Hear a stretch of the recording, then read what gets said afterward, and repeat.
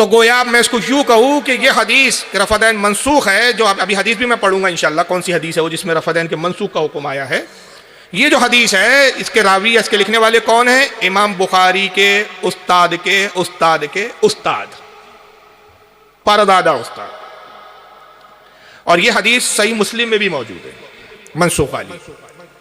आइए सही मुस्लिम की मैं हदीस आपके सामने पढ़ रहा हूँ। किताबुस्सलाम इमाम मुस्लिम इस हदीस को लाए हैं।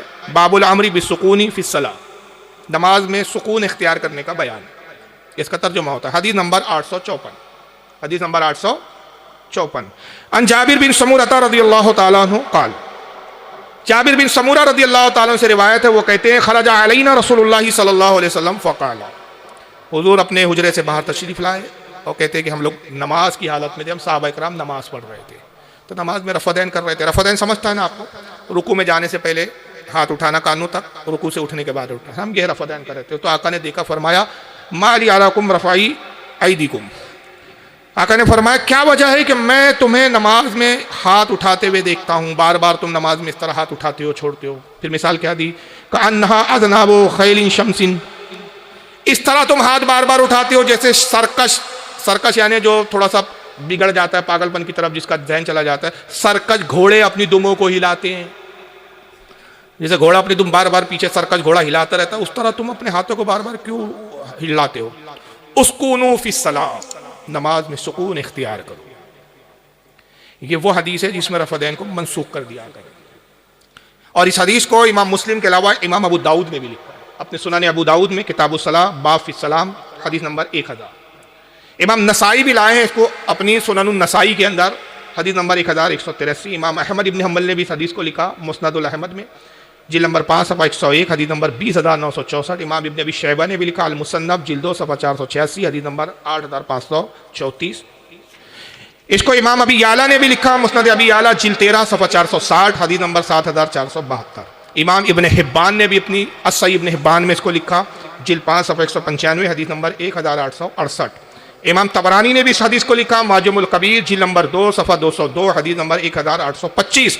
इसको इमाम बहकी ने भी लिखा अपनी किताब अस-सुननुल कुबरा जिल्द नंबर 2 सफ़ा 398, हदीस नंबर 3521। और गैर मुक़ल्लिद, जिसको बहुत बड़ा बुजुर्ग आलिम पेशवा मानते हैं, इब्न हज़म, गैर मुक़ल्लिद जानते हैं, भला आप लोग नहीं जानते होंगे, नाम भी शायद पहली बार सुने हो, मुमकिन है कुछ लोग, लेकिन गैर मुक़ल्लिद के बहुत बड़े अल्लामा इमाम माने जाते हैं इब्न हज़म। उनकी किताब है अल-मुहल्ला, माफ़ करें, अल-मुहल्ला जिल्द 4 सफ़ा 133 पर उन्होंने लिखा।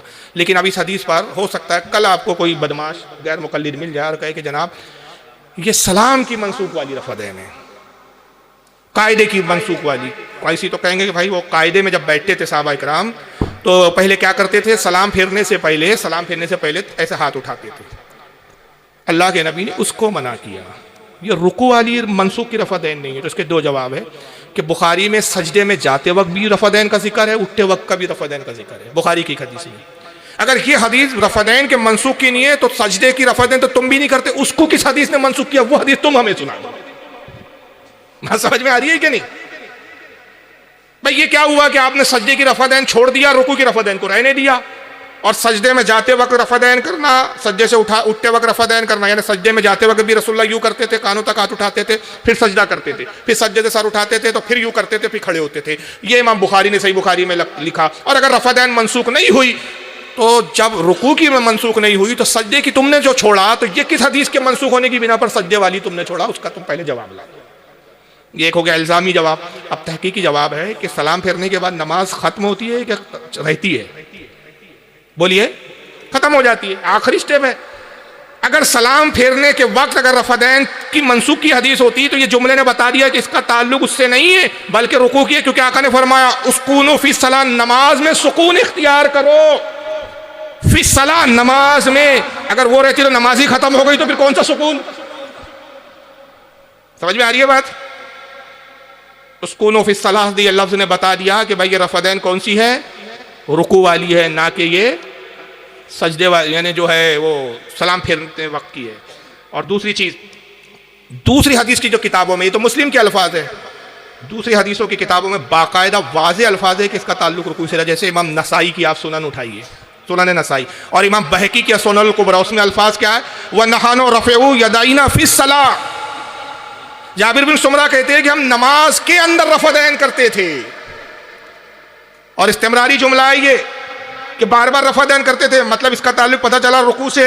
और सही इब्न हिब्बान के अल्फाज ये दखला अलैना रसूलुल्लाह सल्लल्लाहु अलैहि वसल्लम वाइज़न नास और राफ़िउ ऐदिहिम फ़िस्सला, हुजूर दाखिल हुए, तशरीफ लाए अपने घर से, हुजरे से, और देखा कि हम नमाज में रफ़दैन कर रहे हैं। तो इस जुमले से बाकायदा पता चला कि ये रफ़दैन रुकू वाली है जिसका जिक्र हो रहा है। और इमाम तबरानी की अल-माजुमुल कबीर के अल्फाज है दखला अलैना रसूलुल्लाह सल्लल्लाहु अलैहि वसल्लम अल मस्जिदा फरअम रफ़ाई यदहिम फ़िस सलाह, हुज़ूर सल्लल्लाहु अलैहि वसल्लम मस्जिद में तशरीफ लाए, आपने लोगों को नमाज में हाथ उठाते हुए देखा। तो ये नमाज के वक्त का जिक्र हो रहा है। और बल्कि यहाँ तक कि हज़रत इमाम अब्दुल्ला मोहम्मद बिन अल हारिस अल कैरानी अल मुतवफ़ा 361 हिजरी 361 हिजरी में इनका इंतकाल हुआ। तो ज़ाहिर है आज के आलिम नहीं, आज के इमाम नहीं है, बरेलियों के कोई आज के मौलाना नहीं है ये। 361 हिजरी में इनका इंतकाल हुआ। इनकी किताब है अखबारुल फुक़हा वल मुहद्दिसीन, सफ़ा नंबर 282, और उसमें हदीस लाते 378 के तहत एक तवील हदीस नकल की कि हज़रत अब्दुल्ला इब्न उमर रज़ियल्लाहु ताला अन्हु जो साहब रसूल है, तो कहते हैं कि अब्दुल्ला इब्न उमर फरमाते हैं कि हम मक्का मौज़ूमा में रसूलुल्लाह सल्लल्लाहु अलैहि वसल्लम के साथ नमाज के शुरू में रुकू के वक्त रफ़दैन करते थे।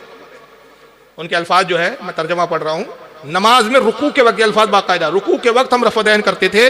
और जब नबी करीम सल्लल्लाहु अलैहि वसल्लम मदीने में तशरीफ लाए तो आपने रुकू वाला रफ़दैन छोड़ दिया और शुरू वाला यानी तकबीर तहरीमा के वक्त उस रुकू रफ़दैन को साबित रखा, यहाँ तक कि आपका विसाल हो गया। यानी आपने विसाल से पहले जब मदीने में आए तो उसी वक्त रफ़दैन छोड़ दिया था, उसके बाद फिर आपने ता ज़िंदगी रफ़दैन नहीं किया, उसी हालत में इंतकाल हुआ। सिर्फ एक रफ़दैन को आपने बाकी रखा, रुकू वाली रफ़दैन छोड़ दिया। कौन सी रुकू रफ़दैन को बाकी रखा? नमाज की शुरू में तकबीर तहरीमा वाली, यानी जब नियत का इरादा करके आप अल्लाह अकबर बोल के हाथ उठाते और फिर हाथ बांधते इसको।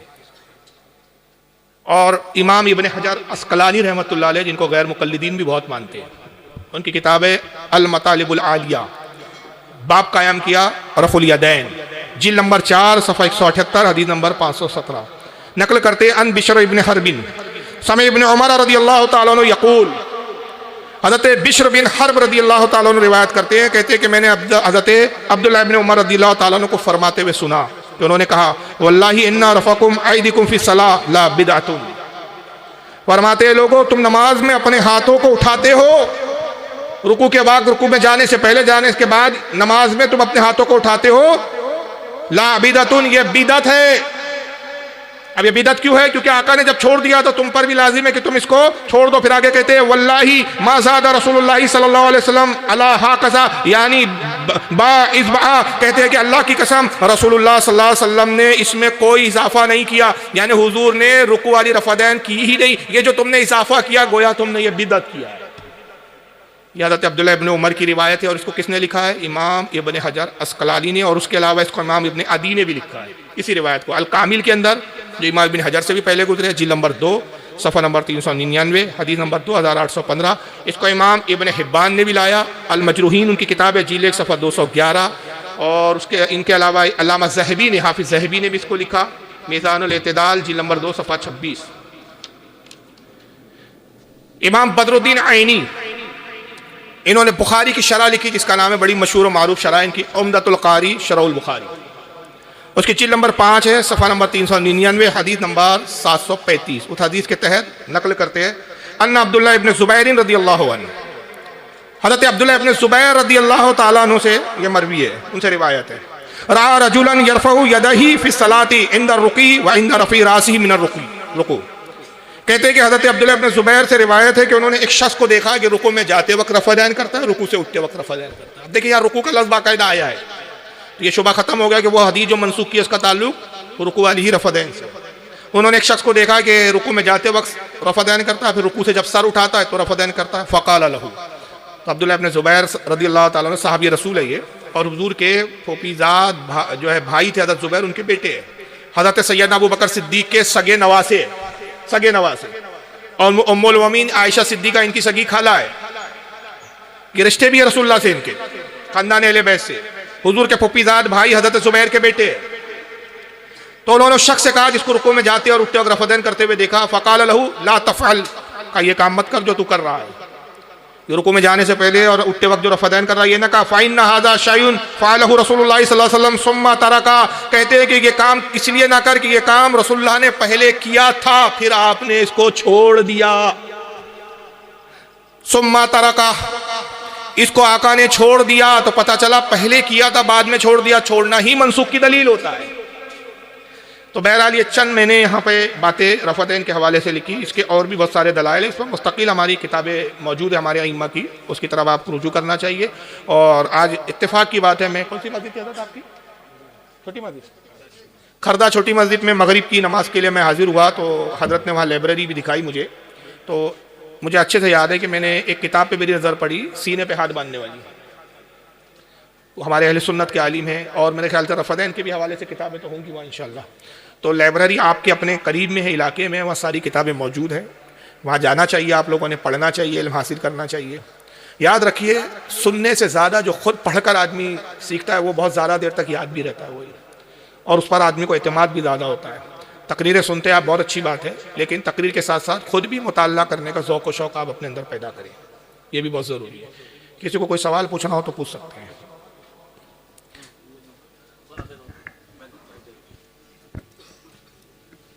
इनके कुछ एतराज़ात हैं जो सवालात की शक्ल में यहाँ पे पूछे गए हैं।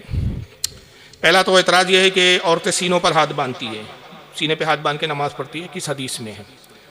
तो उससे मुराद शायद उनकी सियाह सित्ता की किताब होना है, वो चाहते हैं कि हर हदीस सियाह सित्ता में हो, तो ऐसा नहीं है, सिर्फ सियाह सित्ता में ही हदीसें नहीं हैं, हदीस की दीगर और भी किताबें हैं। तो ये हमारे यहाँ मानिउल आसार और दीगर किताबों में हदीस आई है। इस वक्त अभी एग्जैक्ट मुझे याद नहीं है उसका हवाला, लेकिन मेरे पास इस ताल्लुक़ से कुछ नोट्स हैं। तो बहरहाल ये हदीसों में आया और ये हदीस हज़रत आयशा उम्मुल मोमिनीन से आई है कि आका ने औरतों के लिए जिस हैयत के साथ नमाज़ पढ़ने का हुक्म दिया वो यही है कि औरतें सीने पे हाथ बांधें, जब रुकू में सजदे में जाए तो अपने आप को सुकड़ा ले, मर्दों की मुशाबहत से मना किया है। और ये पूरे नमाज का तरीका हमारे यहाँ की किताबों में बाकायदा एलाउस सुन्ना वगैरह ऐसी और कई किताबें हैं रिवायती हदीसों की, उसके अंदर ये रिवायत मौजूद है। तो बहरहाल अभी मैं हवाला देने से कासिर हूँ क्योंकि अभी हवाला जहन में नहीं है, बात रिकॉर्ड हो रही है, गलत किताब का नाम ले लूँगा मुनासिब नहीं है, बाद में फिर वो किताब में ना मिले तो फिर एतराज़ होगा। तो इंशाअल्लाह कभी मैं आऊँ तो फिर मैं इसका जवाब दे दूँगा, या आप अपने उलमा से इस ताल्लुक़ से मालूम कर लेना। मैं मौलाना कैसर साहब को घर पहुँचने के बाद इंशाअल्लाह वो हवाले स्कैन पेजेस के साथ दे दूँगा। दूसरा सवाल है कि किस हिजरी में रफ़दैन मनसूख हुआ और किस हदीस में? देखिए हदीस में सनों का जिक्र नहीं आता। अल्लाह के नबी ने जब जब नमाज का हुक्म दिया तो कोई माई कला ले ले हदीस भी नहीं साबित कर सकता कि ये किस सन में फरमाया। जैसे हुज़ूर ने फरमाया सल्लू कमा रायतुनी युसल्ली, नमाज ऐसी पढ़ो जैसे मुझे पढ़ता हुआ दिखते। अब हम गैर मुक़ल्लिद से सवाल करें कि हदीस किस सन हिजरी में कही थी, तो इसका बाप भी नहीं दिखा सकता।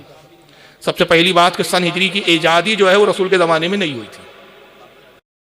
हज़रत नूह अलैहिस्सलाम कश्ती बना रहे हैं, 950 साल तबलीग की हज़रत नूह अलैहिस्सलाम ने, 950 साल की तबलीग के बाद सिर्फ 83 लोग ईमान लाए। बाज़ रिवायत के मुताबिक 87 लोग ईमान लाए। 950 साल में सिर्फ 87 लोग ईमान ला रहे हैं। अपनी कौम से मायूस हो गए, बेजार हो गए, उस कौम से उनकी नाफरमानियों से तंग आ गए। अल्लाह की बारगाह में दुआ की मौला अज़ाब भेज इस पर, अब यह कौम हिदायत पाने वाली है। रब ने इरशाद फरमाया नूह कश्ती बनाओ, पानी का अज़ाब भेजेगा, उस कश्ती पे जो सवार हो जाएगा वही महफूज रहेगा, वही बचेगा। ईमान वालों को कश्ती में ले लो और जितने काफिर और मुशरिकीन है कोई उस कश्ती में सवार ना हो।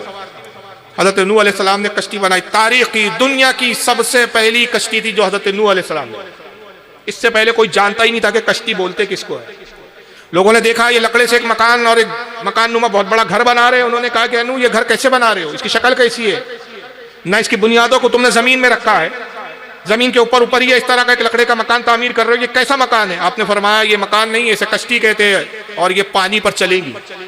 उन्होंने मजाक उड़ाया और उन्होंने कहा पानी पर भी कोई मकान चलता है, क्योंकि उससे पहले कोई कश्ती जानता ही नहीं था। लोगों को पता ही नहीं था कि लकड़े के जरिए इस तरह की कश्ती बनाकर पानी पे चला जा सकता है, तैरा जा सकता है, उसको तैराया जा सकता है।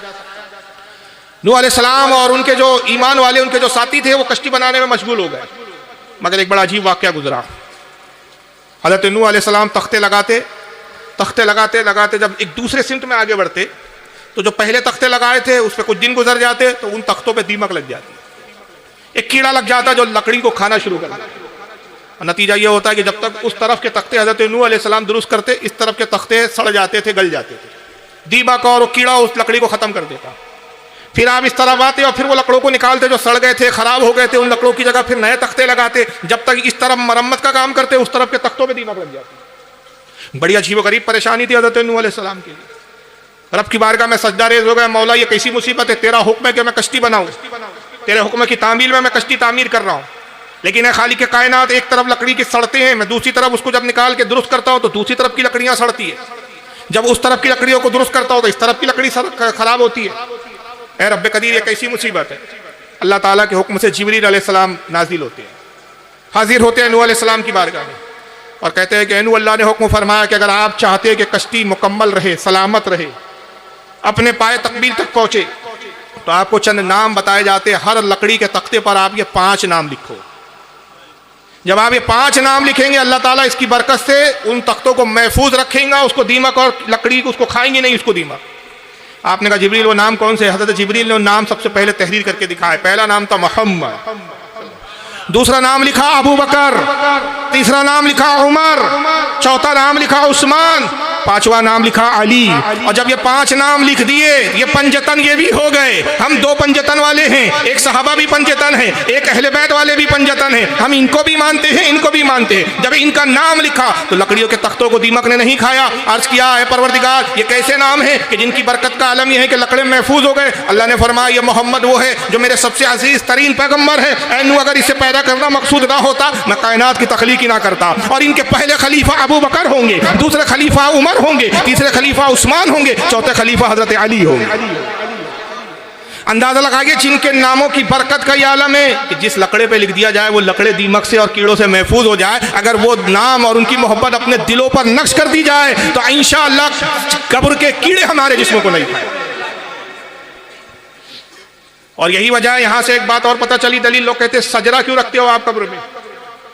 सजरा रखा जाता है ना, आप क्या भी रखते हैं कि नहीं?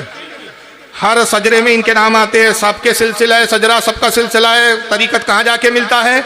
मौला अली पर पता चला कि नेकों के नाम अगर साथ में ले जाओ तो उसकी बरकत से जिस्म भी सलामत हो जाते हैं, ईमान भी सलामत हो जाता है। तो ये खुलफा राशिदीन की फजीलत हर जमाने में, अंबिया साबकीन में भी बहुत रही। और रसूल ने तो इनकी इफादियत और इनकी फजीलत के इतने चर्चे किए, इतने मकाम बताए। वाज़े अल्फाज में आपने फरमाया कि अलैकुम बिसुन्नती व सुन्नतिल खुलफाए राशिदीन। फरमाए लोगो तुम पर लाजिम है कि तुम मेरी पैरवी करो, मेरी सुन्नत की इत्तिबा करो और मेरे बाद खुलफाए राशिदीन, इन 4 खुलफा की पैरवी तुम पर लाजिम है। इनकी पैरवी के बगैर तुम्हें भी चारा कार नहीं। और इन सब में हजरत अबू बकर सिद्दीक की फजीलत सबसे बढ़कर बताई। वाज़े तौर पर कई मकाम पे फरमाया कि मेरे बाद पहला खलीफा अबू बकर सिद्दीक होंगे। कई ऐसे वाक़यात और कई ऐसी रिवायतें मिलती हैं। तिरमिज़ी शरीफ की हदीस है कि आका सल्लल्लाहु अलैहि वसल्लम तशरीफ लाए, आखिरी अय्याम में आपके विसाल के करीब का वक्त है। साहबा को मुखातिब किया और इरशाद फरमाया कि लोगों मेरे बाद तुम किसकी पैरवी करोगे, किसकी इत्तिबा करोगे? साहबा ने कहा या रसूलल्लाह आप बेहतर जानते हैं। हदीस के अल्फाज है व इशारा व बकरीन व उमर। आपने अबू बकर और उमर की तरफ इशारा किया और फरमाया मेरे बाद जिसकी पैरवी तुम पर लाजिम है वो अबू बकर और उमर है। गोया ये जुमलों से आपने इशारा करके बता दिया कि मेरे बाद पहले खलीफा कौन होंगे? सैयदना अबू बकर सिद्दीक होंगे, उनके बाद सैयदना हज़रत उमर फारूक होंगे। एक मकाम पे मौला अली खुद हज़रत अल्लाह के नबी सल्लल्लाहु अलैहि वसल्लम खुद इरशाद फरमाते हैं और वो ये इरशाद फरमाते हैं कि मैंने रब से 3 मरतबा दुआ की, ऐ परवरदिगार मेरे बाद पहला खलीफा अली को बना, अल्लाह अली को आगे कर। अल्लाह ने फरमाया हबीब अल्लाह राजी ना होगा उस वक्त तक कि जब तक तेरे बाद पहले खलीफा अबू बकर ना हो। हुजूर कहते हैं रब ने जब अपना इरादा जाहिर किया मैं रब की रज़ा पर राजी हो गया और मैं इस पर राजी हो गया कि मेरी उम्मत का पहला खलीफा अबू बकर सिद्दीक है। एक दीगर रिवायत में आता है कि एक ज़ईफ़ा आती है रसूलुल्लाह की खिदमत में, अर्ज़ करती है या रसूलुल्लाह मेरी मदद फरमाई, मैं बड़ी गरीब और मिस्कीन हूँ। आका ने उसकी मदद फरमाई, कुछ दे दिया। वो अर्ज़ करती है या रसूलुल्लाह आप मौजूद है, आप हमारी मदद फरमाते, हम जैसे ज़ईफ़ और कमज़ोर नातवा की आप मदद कर देते। हुजूर अगर आप ना हो तो फिर हम किससे मदद तलब करें, किसके पास आए? हुजूर ने कहा अगर तू मुझे ना पाए तो मेरे बाद अबू बकर के पास आए। तरतीब देखें आप। फिर वो कहती है या रसूलुल्लाह अगर अबू बकर को मैं ना पाऊँ तो किसके पास आऊँ? कहा उमर के पास। कहा या रसूलुल्लाह अगर उमर को ना पाऊँ तो फिर किसके पास आना? कहा उस्मान के पास आना। कहा या रसूलुल्लाह अगर उस्मान को ना पाऊँ तो रसूलुल्लाह मुस्कुराए कहा है ज़ईफ़ा तेरी उम्र का ये आलम है, क्या तू ये समझती है उस वक्त तक तू जिंदा भी रहेगी? पूछे चली जा रही है, आखिर क्या मरने का तेरा इरादा ही नहीं है?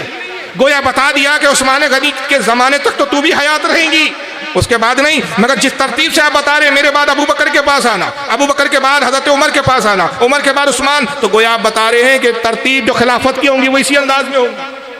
तो ऐसी कई मुतअद्दिद हदीसें जिस पर वाज़े तौर पर इशारा है, वाज़े तौर पर जुमले हैं और एक मकाम पे आका फरमाते क़यामत के दिन अल्लाह ताला अबू बकर और उमर को बुलाएगा। अबू बकर और उमर हाजिर होंगे, अर्ज करेंगे मौला हम हाजिर हैं।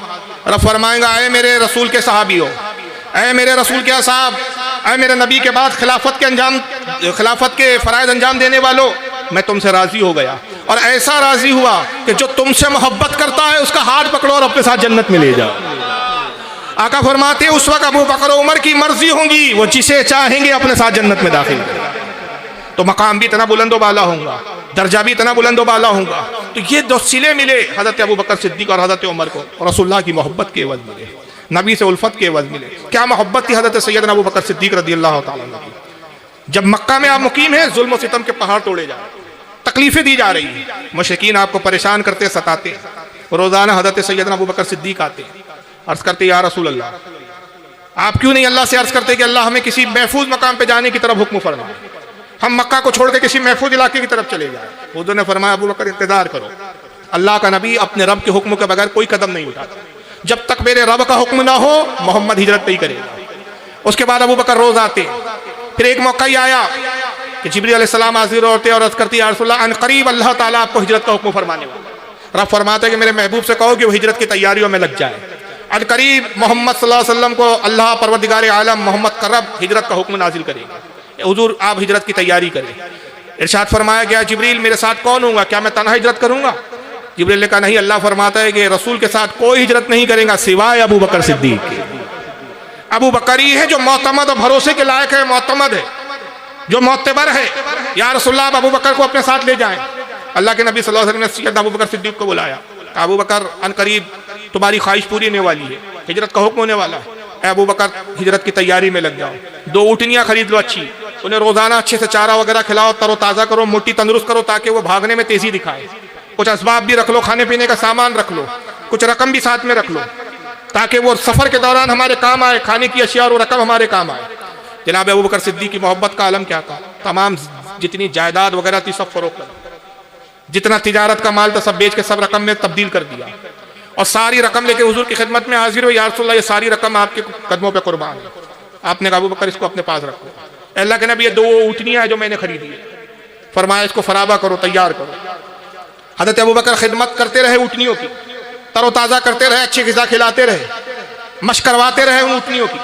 दिन गुजरते रहे और रोज़ हज़रत अबू बकर आते और एक ही सवाल करते, अल्लाह के नबी अल्लाह कब हुक्म देंगे कि हम हिजरत करें? हुजूर फरमाते अन करीब हुक्म आएगा। फिर रोज़ आते यही सवाल करते या रसूलल्लाह क्या अल्लाह का हुक्म आया कि हम हिजरत करें? हुजूर फरमाते अभी हुक्म नहीं आया। दिन गुजरते रहे, एक दिन आधी रात के वक्त जिब्रील आते और अर्ज़ करते या रसूलल्लाह अल्लाह हुक्म फरमाता है कि आप मदीने की तरफ कूच फरमाएं, अबू बकर को साथ में रख लो।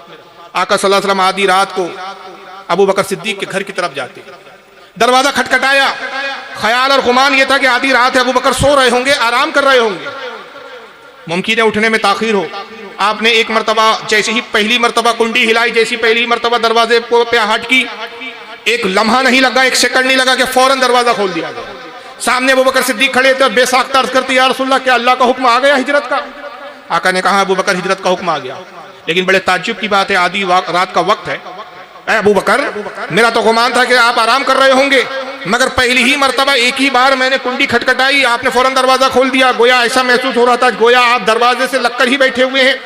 अबू बकर इतनी तेज़ी के साथ दरवाज़ा कैसे खोला, ऐसी सूरत के साथ दरवाज़ा कैसे खोला, आपने कैसे गुमान किया कि मैं ही हूँ? क्या अर्ज़ करते अबू बकर सिद्दीक की मोहब्बत और इसको देखो। अर्ज़ करते या रसूलल्लाह जिस दिन से आपने कहा कि हिजरत की तैयारी करो, अनकरीब परवरदिगार का हुक्म आने वाला है, अल्लाह के नबी वो रात है और वो दिन है और ये आज की रात है। उस तमाम दिनों में कोई रात अबू बकर सोया नहीं है और इसलिए नहीं सोया कि कहीं ऐसा ना हो कि आका रात में आए, अब मैं सोता रहूं और आका को आवाज़ देने में तकलीफ हो। मेरे आका जोर जोर से आवाज़ देकर मुझे बेदार करते रहे, मेरे आका को इतनी भी तकलीफ हो ये भी मुझे गवार आ जाए। ये मोहब्बत थी हज़रत सैयदना अबू बकर सिद्दीक की। बहरहाल हिजरत हुई और अल्लाह के हुक्म से गारे सौर में आप तशरीफ़ ले जाते।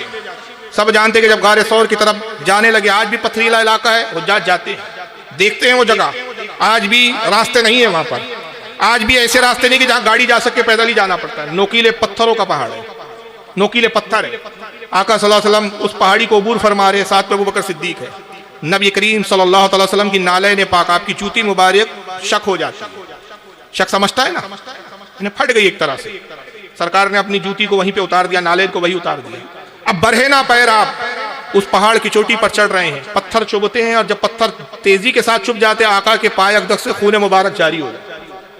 सैयदना अबू बकर सिद्दीक ने जब ये देखा मामला बर्दाश्त ना हुआ, बेचैन हो गए, अर्ज किया या रसूल आप मेरे कंधे पे सवार हो जाए, मुझे गवारा नहीं कि हुजूर आपके पाए मुबारक में पत्थर चुभे और खून निकले, मैं गुलाम आपका हाजिर हूँ। हुजूर ने पहले इनकार किया, मगर अबू बकर का इसरार बढ़ता रहा, यहाँ तक कि अल्लाह के नबी सल्लल्लाहु अलैहि वसल्लम हज़रत अबू बकर सिद्दीक के कंधों पर सवार हो गए।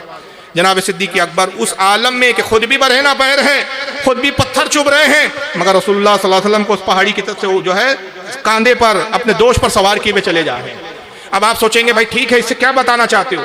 मैं एक और दूसरा मंजर आपको दिखाना चाहता हूँ और बताना चाहता हूँ कि मकाम सिद्दीक कितना बुलंद है, मकाम सिद्दीक का आलम क्या है। एक मंजर ये है तारीख का, कांधा हज़रत सैयद अबू बकर सिद्दीक का है, दोष मुबारक अबू बकर सिद्दीक का है, दोष पर नबुव्वत सवार है। एक मकाम वो है कि जब मक्का फतह होता है, आका सल्लल्लाहु अलैहि वसल्लम हरम काबा में तशरीफ लाते हैं और बुतों को गिराना शुरू करते हैं। सरकार के हाथ में दस्ते मुबारक में छड़ी है, जिस बुत की तरफ आप छड़ी से इशारा करते हो वो बुत खुद ब खुद जमीन पे गिर जाता है, आपके कदमों में सजदा रेज हो जाता है।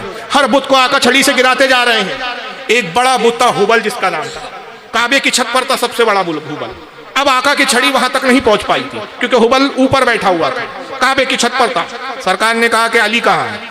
मौला अली हाजिर हो या रसूल अल्लाह, मैं हाजिर हूँ। ए अली मेरे कंधे पे सवार हो जाओ, इस बुत को गिरा दो।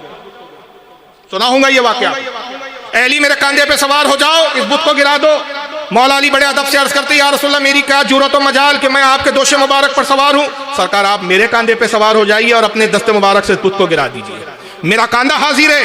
मगर रसूलुल्लाह के अल्फाज क्या है? मकाम सिद्दीकियत बता दिया आका ने फतह मक्का के वक्त। क्या इरशाद फरमाया? अली तुम मेरे कंधे पर हो जाओगे, मेरा हुक्म है, और मैं तुम्हारे कंधे पे सवार इसलिए नहीं हो सकता कि मैं विलायत का बोझ उठा सकता हूं, तुम नबूवत का बोझ नहीं उठा सकते। जब अली की सवारी की बात आई थी तो कह दिया कि जो विलायत का दर्जा है वो नबूवत नहीं उठा सकता, मगर अबू बकर सिद्दीक की विलायत इतनी आला दर्जे की है कि वो नबूवत का बोझ उठा रही है। अबू बकर को नहीं कहा, इसलिए मुहद्दिस आज़म हिंद ने फरमा दिया। मुहद्दिस आज़म अर्ज करते हैं मर्तबा सिद्दीक क्या पूछते हो सैयद, हर फजीलत के वो जामे हैं नबूवत के सिवा। सिर्फ नबूवत नहीं है वरना हर फजीलत सैयद अबू बकर सिद्दीक को हासिल है। ये मकाम है, अगर मैं सिर्फ फजीलत पे बात करूं रात छोटी पड़ जाएंगी, लेकिन स्क्रीन लगाया गया इसके लिए कुछ मकसद है। वो अबू बकर की जिसकी फजीलत ज़मीन और आसमान भी बयान करने से कासिर है, जिसकी फजीलत का चर्चा जिब्रील और फरिश्ते करते हो। एक मरतबा आका सल्लल्लाहु अलैहि वसल्लम की खिदमत में जिब्रील आते, रिवायत बताने का जी चाह रहा है। इसको बहुत सारे मुहद्दिसीन ने लिखा, जैसे नुज़रतुल मजालिस में इमाम अब्दुर रहमान अस-सफूरी ने लिखा है, इसको कंजुल उम्माल में भी आई है रिवायत, दिगर कुतुब हदीस में भी रिवायत आई, अल्लामा मुहिब्बुद्दीन तबरी ने रियाजुन नज़रा में भी लिखा है, बहुत सारे उलमा ने इसको नकल किया।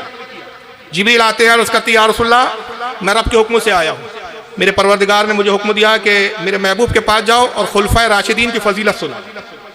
बताओ जिब्रील कि अल्लाह की बारगाह में खुलफा का क्या मकाम है? अल्लाह के नबी मैं चारों खुलफा की फजीलत बयान करने आया हूँ। सरकार आप बताइए सबसे पहले मैं किसकी फजीलत बयान करूँ? मुझे बताइए हुजूर ने किसका नाम लिया होगा?